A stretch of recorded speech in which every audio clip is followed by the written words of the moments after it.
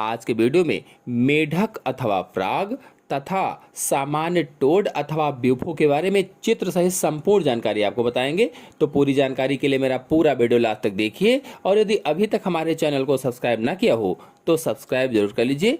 चलिए सबसे पहले मेढक अथवा फ्रॉग के बारे में समझा देते हैं। तो मेढक कशेरुकी जीव एम्फीबिया वर्ग का उभयचर जंतु है। मेढक क्या है? एक तो कशेरुकी है, ऊपर से एम्फीबिया वर्ग का उभयचर प्राणी है और यह जल तथा स्थल दोनों पर पाया जाता है। जल में भी पाया जाता है और स्थल पर भी पाया जाता है। मतलब जल में तो मिलता ही है, साथ में जल के पास की जो भूमि होती है वहां पर रहता है और इसका शरीर कूदने तथा तैरने के लिए अनुकूलित होता है। कूद भी सकता है, तैर भी सकता है। और राना टिग्रीना इसका जंतु वैज्ञानिक नाम है। राना टिग्रीना ये भारत की प्रमुख जाति होती है जो अलवणीय जल में पाई जाती है या फ्रेश वाटर में पाई जाती है। और जो इनका शरीर होता है वो सिर व धड़ दो भागों में बटा होता है। शरीर केवल दो भागों में, सिर और धड़ में बटा होता है। जो इनके आगे के पैर होते हैं वे पीछे के पैरों से छोटे होते हैं। मतलब आगे के पैर छोटे और पीछे के पैर बड़े होते हैं। और अग्रपादों में यानी आगे के पैरों में चार चार अंगुलियां पाई जाती हैं। जो आगे के पैर हैं उसमें चार चार अंगुलियां हैं और जो पीछे के पैर हैं यानी पश्चपाद हैं उसमें पांच पांच अंगुलियां हैं या पांच पांच अंगुलियां पाई जाती हैं। और पश्चपादों की अंगुलियों के बीच पाद जाल होता है यानी पीछे के जो पैर हैं उन अंगुलियों में देखिए बीच बीच में पाद जाल है और इसी पाद जाल की सहायता से मेढक पानी में तैरता है और भूमि पर छलांग लगाता है। मेढक की त्वचा नम व लसलसी होती है। त्वचा कैसी होती है? नम होती है, क्योंकि म्यूकस युक्त होती है इसलिए लसलसी सी होती है, चिपचिपी सी होती है। और गर्मियों में गर्मी से और सर्दियों में ठंडी से बचने के लिए मेढक गड्ढों के अंदर छिप जाते हैं। अगर इसके आवास व आकारिकी की बात करें तो मैंने आपको बताया ही है कि यह जल के स्रोतों के निकट पाया जाता है अथवा जल में पाया जाता है। और खाता क्या है? तो कीटों को खाता है, इंसेक्टिवोरस होता है। और मांसाहारी भी होता है यानी कार्निवोरस भी होता है। कीट भक्षी है, मांसाहारी है। और यह ठंडे रुधिर वाला प्राणी है, शीत रुधिर वाला प्राणी है। इसीलिए यह वातावरण के अनुसार शरीर के ताप में परिवर्तन नहीं कर पाता है। और जब वातावरण के अनुसार शरीर के ताप में परिवर्तन ना हो तो उसे शीत रुधिर प्राणी कहा जाता है, कोल्ड ब्लडेड जंतु कहा जाता है। और इसी कारण इनमें शीत निद्रा या निष्क्रियता और ग्रीष्म निद्रा पाई जाती है। और इसके शरीर की जो लंबाई है लगभग में 15 से 20 सेंटीमीटर तक होती है। राना टिग्रीना अथवा मेढक के शरीर की लंबाई लगभग में 15 से 20 सेंटीमीटर तक होती है। और इसकी त्वचा कैसी है? तो रंगीन होती है, वलसी होती है या गहरी हरी पीले रंग की होती है। त्वचा का रंग गहरा पीला होता है। और इसके पश्चपाद बड़े तथा कूदने व तैरने में अनुकूलित होते हैं। अभी आपको बताया है, समझाया है। और नर में वाक कोष पाए जाते हैं, ओकल कार्ड पाए जाते हैं। जो नर होता है उसमें वाक कोष होते हैं या ओकल कार्ड पाए जाते हैं। और इनका कार्य क्या होता है? तो ये वर्षा काल में मादा को टर टर की ध्वनि कर आकर्षित करते हैं। जब वर्षा काल आता है, पानी बरसने लगता है बरसात के मौसम में, तो ये मादा को आकर्षित करने के लिए इन्हीं ओकल सैक से या वाक कोष से टर टर की आवाज निकालते हैं। तो मादाएं आकर्षित होकर के इनके पास आती हैं। और मेढक का शरीर द्विपार्श्व सममित होता है यानी बाइलेटरली सिमेट्रिकल होता है। मेढक का शरीर जो होता है, जिसकी बॉडी होती है, और सिर और धड़ में बटा है। यह भी आपको शुरुआत में बताया है कि दो भागों में केवल बटा है, सिर और धड़। और इनमें ग्रीवा अनुपस्थित होती है, गर्दन नहीं होती है, इसीलिए दो भागों में बटा है। अगर सिर की बात की जाए, हेड की बात की जाए, तो सिर का जो मेढक का जो सिर है वो त्रिभुजाकार होता है। जैसे त्रिभुज होता है, त्रिभुज के आकार में होता है। और इस पर मुख होता है, बाह्य नासा छिद्र होता है, कर्णपटल होता है, वाक कोश होता है और नेत्र पाए जाते हैं। इतनी चीजें सिर पर पाई जाती हैं। और इसके जो नेत्र होते हैं, नेत्र पर ऊपरी पलक भी पाई जाती है और निचली पलक भी पाई जाती है तथा निमेषक पटल भी उपस्थित होता है। इतनी सारी चीजें होती हैं। अगर इसके धड़ की बात करें, ट्रंक की बात करें, तो यह श्लेष्म युक्त नम तथा चौड़ा भाग है। सबसे बड़ा भाग होता है धड़ वाला भाग या ट्रंक वाला भाग, और श्लेष्म रहता है, म्यूकस रहता है उस पर, और इस पर ही आगे के पैर तथा पीछे के पैर पाए जाते हैं। यानी ट्रंक पर ही दोनों पैर पाए जाते हैं, दोनों जोड़ी। और इसकी ऊपरी सतह गहरी हरी तथा अधर सतह हल्की पीली होती है। मैंने बताया था पीली हरी होती है, तो जो ऊपरी सतह होती है वो गहरी हरी होती है, और जो अधर सतह यानी नीचे की सतह होती है वो हल्की पीली होती है। अगर इसके पाचन तंत्र की बात करें, डाइजेस्टिव सिस्टम की बात करें, तो मेढक मांसाहारी प्राणी है। अभी आपको बताया था पहले शुरुआत में। और मेढक में पाचन तंत्र दो भागों में बटा होता है। पहला आहार नाल और दूसरा सहायक पाचक ग्रंथियां। अब अगर एलिमेंट्री कैनाल अथवा आहार नाल को देखा जाए तो इसकी आहार नाल छोटी होती है और मुख से लेकर अवस्कर द्वार तक फैली रहती है, या जहां से मल द्वार होता है वहां तक फैली रहती है। और अगर इसके मुख गुहा की बात करें, बक्कल कैविटी की बात करें, तो मेढक का मुख जो होता है वी आकार का होता है, वी। और इसकी गुहा मुख ग्रसनी गुहिका कहलाती है। जो गुहा है मुख ग्रसनी गुहिका कहलाती है। और इसमें कीटों को पकड़ने के लिए 5 से 10 सेंटीमीटर तक की लंबी तथा अंतःवलित जिह्वा पाई जाती है। ताकि कीटों को पकड़ सके इसलिए 5 से 10 सेंटीमीटर लंबी जीभ होती है इसकी, और वो निकाल करके फटाक से कीट को उसी जीभ से पकड़ लेता है। और इसका जो आगे का सिरा है गुहा के फर्श से जुड़ा रहता है, और पीछे का सिरा बिल्कुल स्वतंत्र होता है, एकदम फ्री होता है। और मेढक के मुख के ऊपरी जबड़े में समान आकार के जंभिका दांत पाए जाते हैं या मैक्सिलरी टीथ पाए जाते हैं। जो मेढक है इसके मुख का जो ऊपरी जबड़ा है ऊपर वाला, उसमें समान आकार के जंभिका दंत पाए जाते हैं या मैक्सिलरी टीथ पाए जाते हैं, जो शिकार को बाहर जाने से रोकते हैं ताकि शिकार बाहर ना जा पाए। और यहाँ पाचक ग्रंथियाँ अनुपस्थित होती हैं। पाचक ग्रंथियाँ मुख गुहा में नहीं पाई जाती हैं। और ऊपरी तालु में 2 सीरिक दंत पाए जाते हैं। जो ऊपरी तालु होता है उसमें 2 सीरिक दंत पाए जाते हैं। और यह गुहा ग्रसिका में खुलती है। ग्रसिका यानी एसोफेगस में खुलती है।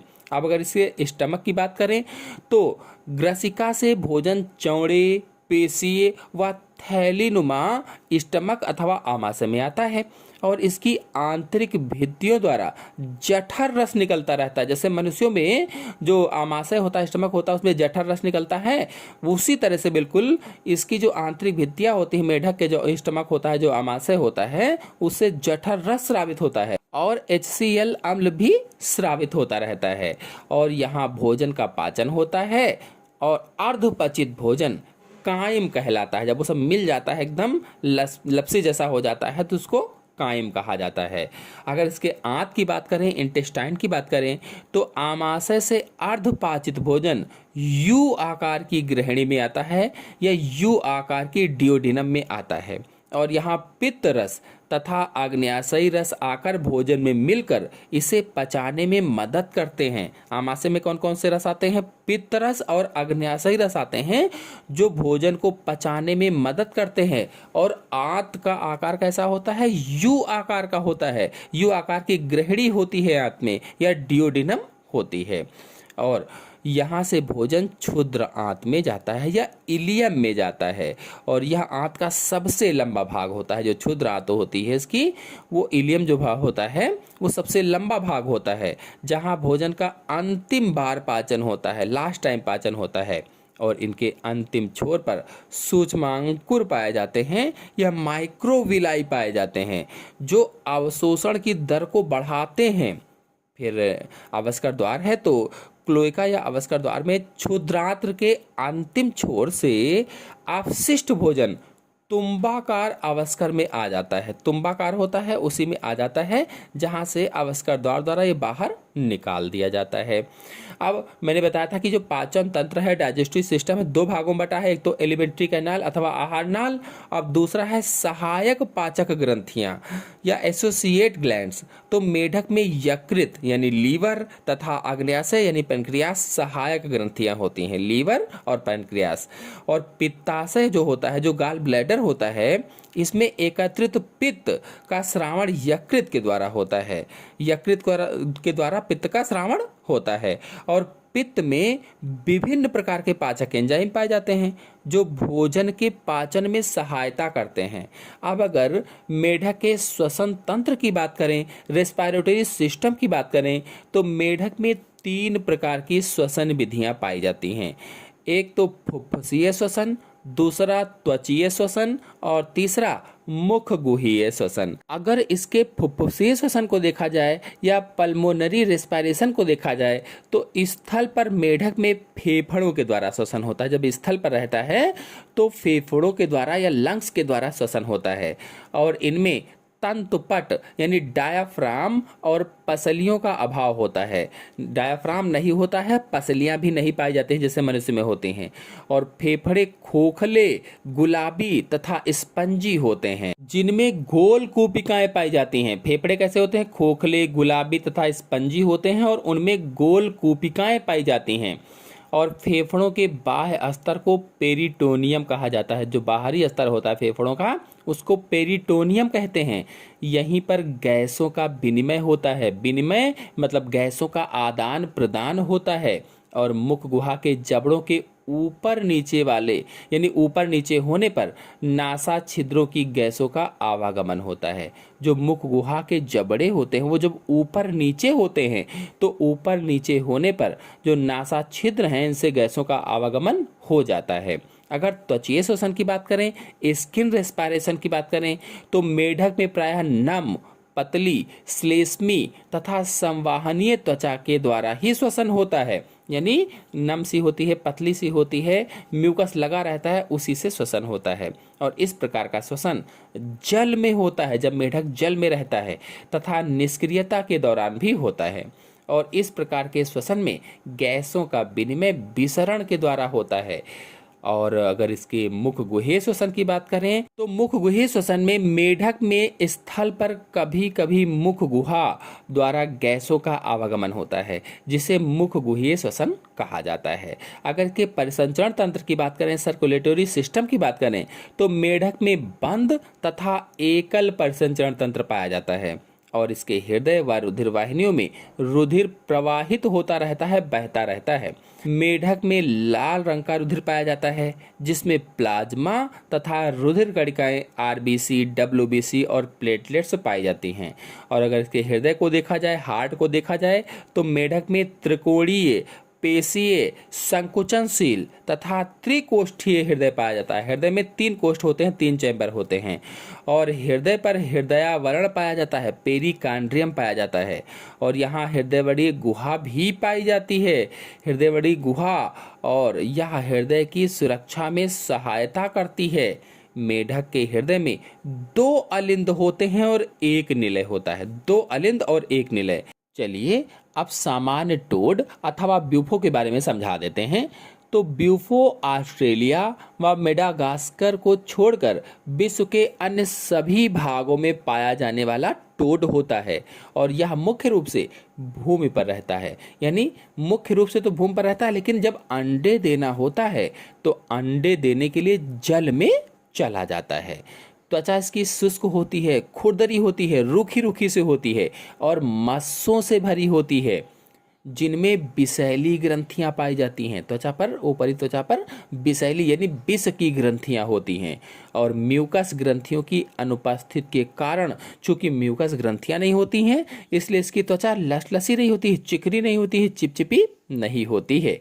और तुंड अर्धवृत्ताकार होता है। जो तुंड होता है, आगे का सिर होता है, वो अर्धवृत्ताकार होता है। और सिर पर अपेक्षाकृत बड़े बड़े नेत्र पाए जाते हैं।